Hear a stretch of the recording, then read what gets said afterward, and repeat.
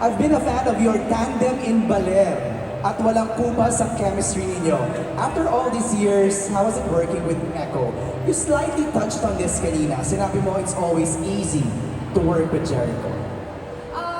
I think it helps na parang doing this story kasi it's very apt for where we are in our lives also versus if we were to do this when I met him, I don't know, ilang years na yun, almost 18 years ago, it would have been hindi kami bagay to portray these roles versus where we are now.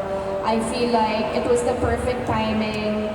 Kumbaga, kismet yung nangyari kasi ang daming pinagdaanan ng script, ang daming pinagdaanan ng cast din. Yeah. So I guess being able to work with Jericho, I feel like it was probably really meant to be. And he's always so easy and giving as an actor, as always. So was very happy to reunite with him for this project specifically. On Jericho's side naman, ikaw naman dyan. Jericho, ikaw naman. Super, syempre super kilig lagi to work with Anne. Okay. In a lot of ways, kasi she has the right energy for every kind of project, whether it be something fun, heavy like action, ganyan, and love story. I've always, every time I see her, sabi ko, huy, guest mo naman ako sa bypass, kahit mag-cameo lang ako, parang gano'n. But it never happens. But ever since we worked on Green Rose and Ballet, it always felt like there was, parang hindi siya tapos eh. Parang hindi tapos yung kabanata. So, I just a little I watched their movies in Naya, and siyempre namamatay ako sa inggit. And I was like, I need to be in that film. Sana ako yung film na yan, nakasama sa film na yan. Until one day, it really happened now, and you know, I'm so grateful. Nervous lang kasi si Anne mabilis kumilos. So, sa set, palagi siya nauuna sa set. So, I made it a point na at least maaga ako sa set kapag siya na yung katrabaho ko kasi parang hindi ako nalalate. Kasi she's such a pro, you know, she's a professional. Well, ever since pa yun Dati pa yan, ganun pa siya. Ganun pa siya. Yeah, Green Rose pa lang nandiyan sa set yan, bago lahat ng artista. But yeah, I love working with her. She's light and she got everything about the story. No need to explain. She had her input. Lahat nung pwede niyang ilatag na experience and the idea na was on the table. She's the type of actress that brings something to the table. So, you know, tapos ang boxing. It was easy. Sakang galing mo, Ana, juggling a lot of things all together. All your projects na binubuo. Plus this. Parang kakalma na muna ako.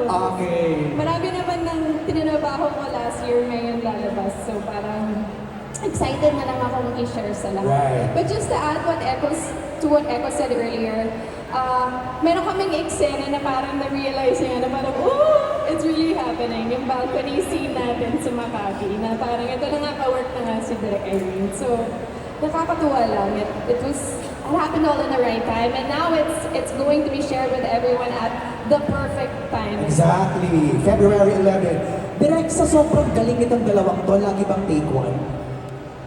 Ayan. Hello. Oo, take one. Tsaka, ayoko maraming take eh. Sila kayo nanghihingi pa ng another take. Tapos, ano rin, kasi one camera kami.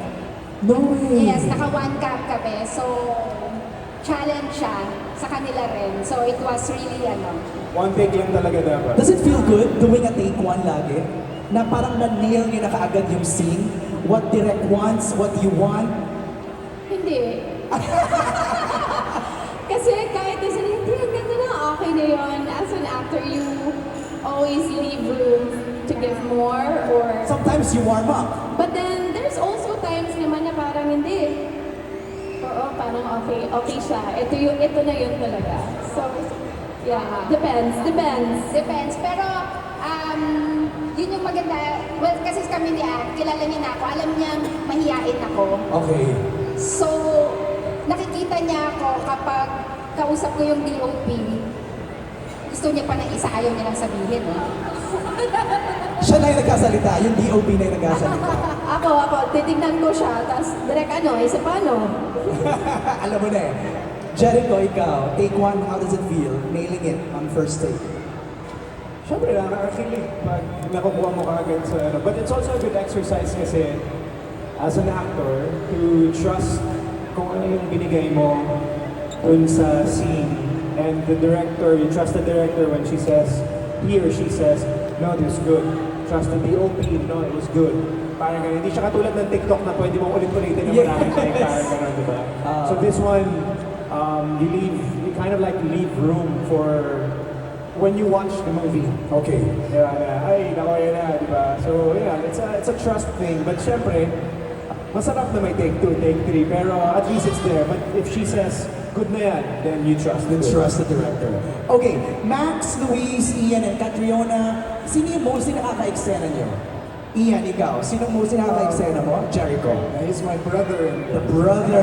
Okay. My brother. And with sila Miss Jackie Lou. Okay. Luis? Ako both si Anne tsaka si Echo. Ako na yung mag-best friend. Oy, Ayun, veterano na rin naman itong si Luis. Oy, aminin mo yan. Maganda yung role ni Luis dito kasi siya yung naiipit sa gitna. Ako yung nagpakilala eh. Ikaw ba lang tulay? Max, ikaw. I did most of my scenes with both Echo and Anne and Luis. Oh. And Miss Gray? Most of my scenes are with Echo. Kamusta? It was actually, I was very nervous.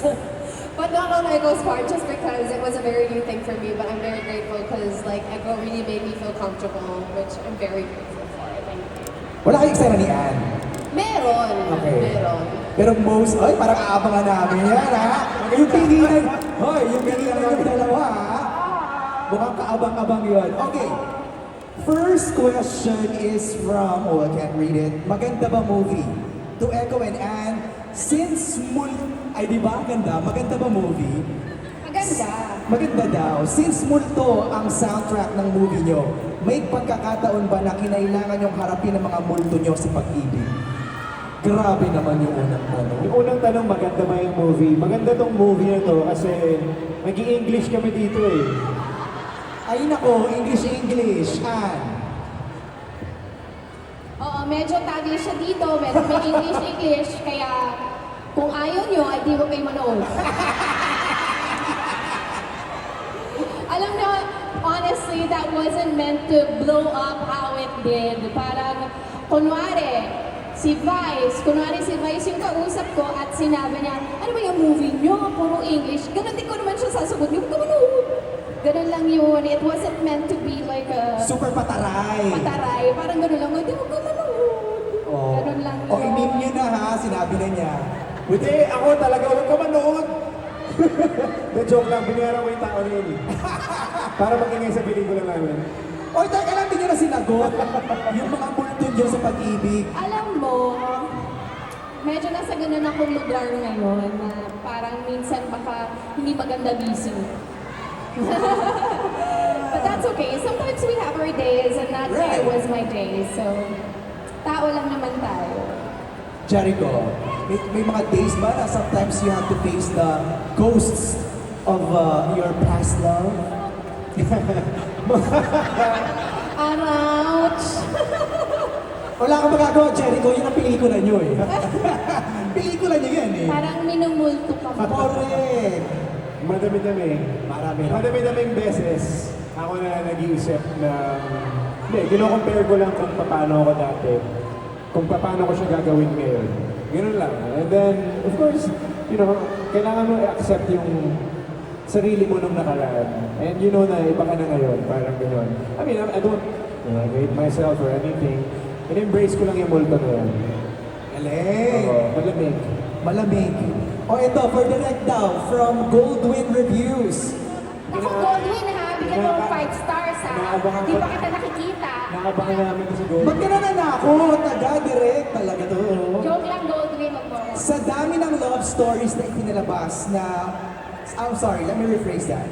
Sa dami ng love stories na ipinalabas na, bakit ito? Anong pinagkaiba nito at bakit kailangan siyang panoorin sa sinehan? Sa sinihan kasi bawal pumikit, bawal mag-cellphone dahil yung pelikula ay deconstruction ng pag-ibig. So paghimay sa isang relasyon na 10 taon.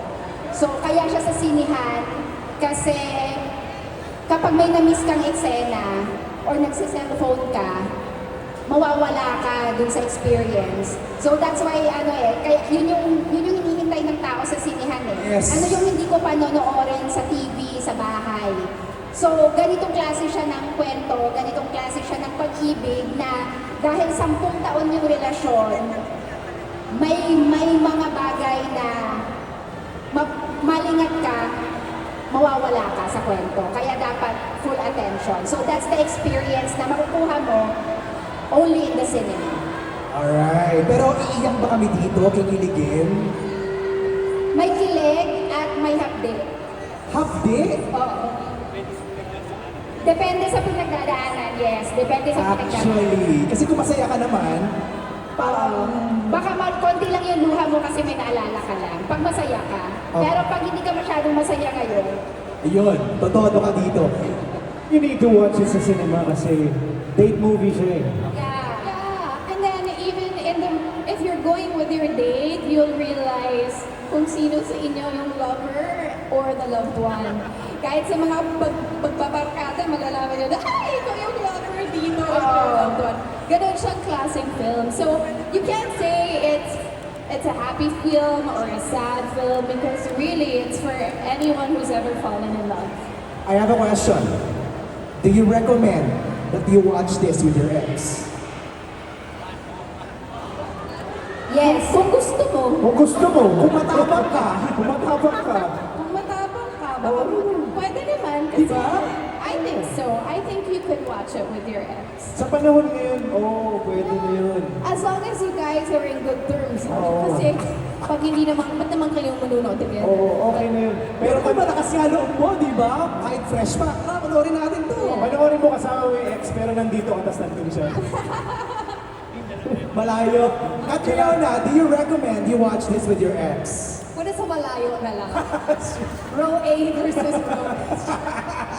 Okay, mula kay...